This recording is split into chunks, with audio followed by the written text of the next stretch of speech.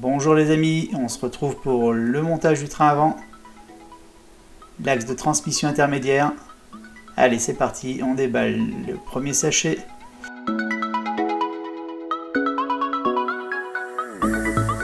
Pensez à monter les rotules avec un maximum de liberté, ce qui permettra d'avoir une voiture qui se comporte comme il faut sur la piste. N'oublie pas, le moindre point dur, c'est forcément un problème de main. Donc au montage, on s'assure que tout est bien libre.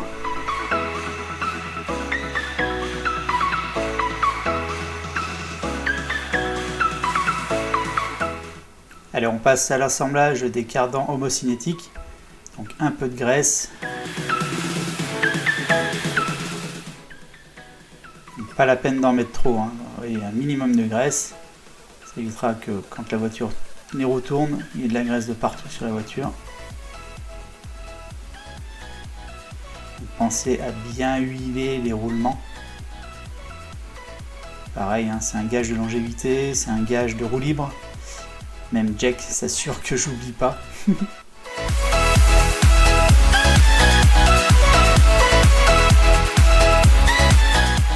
Montage d'origine pour les inserts plastiques.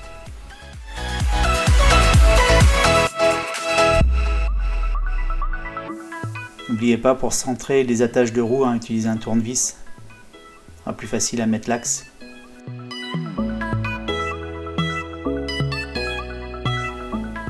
Montage des triangles, rien de particulier, simplement respecter les codes qui sont indiqués dans la notice de montage.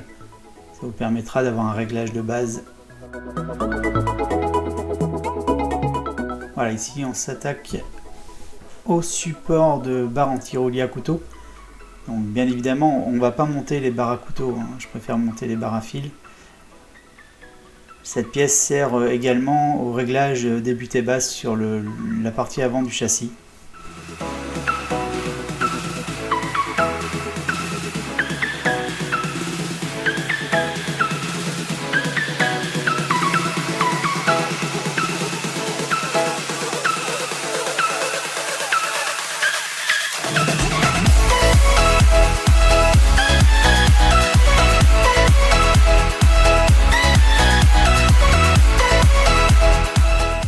Allez, on ouvre un nouveau sachet, on s'attaque maintenant aux cellules avant. Donc en aluminium, anodisé noir, c'est une nouveauté de la RX 8.3.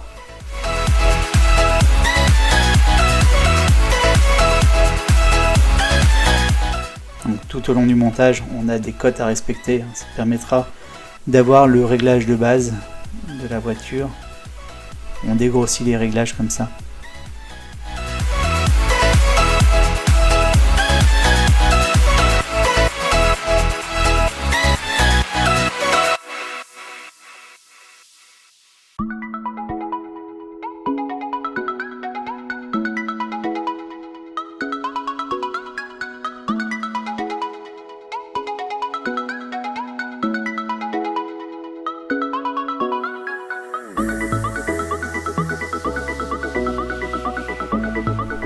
Sur les supports d'axe de triangle inférieur, on a des inserts intégrés dans les parties aluminium.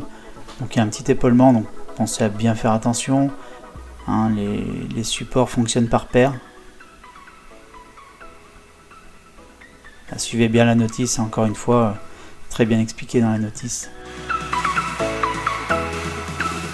Pensez bien à chaque étape du montage de vous assurer la liberté de vos pièces.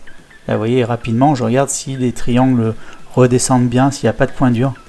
Encore une fois, ça évitera les difficultés après sur la piste. Une fois que tout est assemblé, c'est difficile de voir, de visualiser, de ressentir un point dur.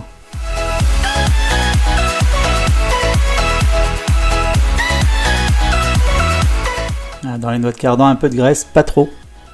Ça évitera d'en mettre partout dès que les roues tournent.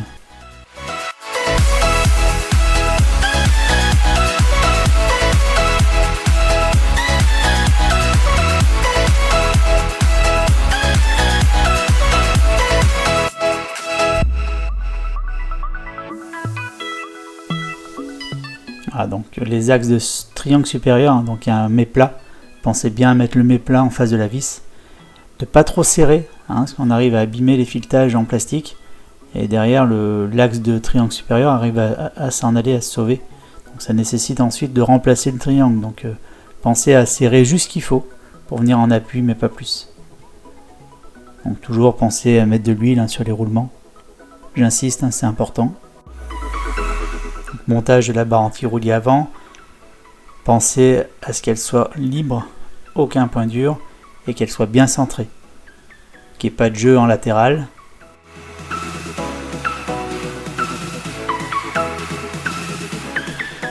Alors, aucune difficulté pour le montage des plots de carrosserie avant. Juste une astuce, pour pouvoir les serrer, moi j'utilise un clip de carrosserie. Ça me permet de maintenir le plot et de pouvoir serrer vraiment fortement le plot. Nouveau sachet, cette fois-ci pour monter l'arbre de transmission intermédiaire. Pas de difficulté, pensez toujours à bien huiler vos roulements.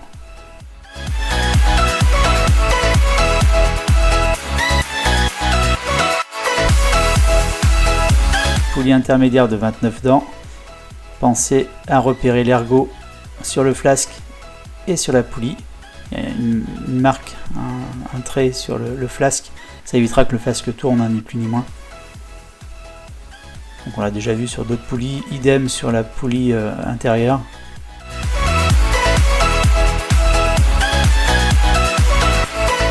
La tension de la courroie avant se fait en avançant ou en reculant l'axe de transmission intermédiaire.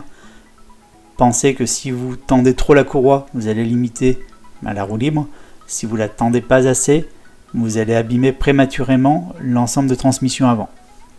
Voilà, donc vigilance sur ce point-là. Prenez le temps. Montage des paliers arrière. Idem, vigilance sur la tension de la courroie latérale. Bien la tendre, pas trop, mais juste ce qu'il faut.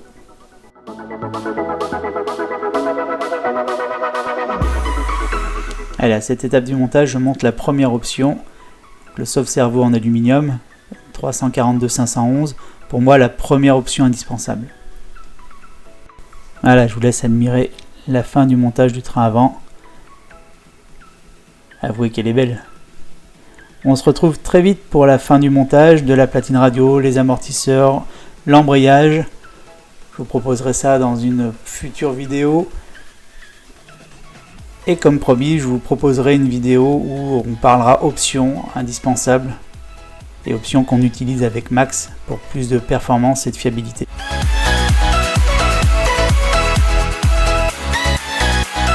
Allez, j'espère que cette vidéo vous aura plu. N'hésitez pas à liker la vidéo si c'est le cas. Abonnez-vous à la chaîne YouTube de Maxime. Et je vous dis à très vite.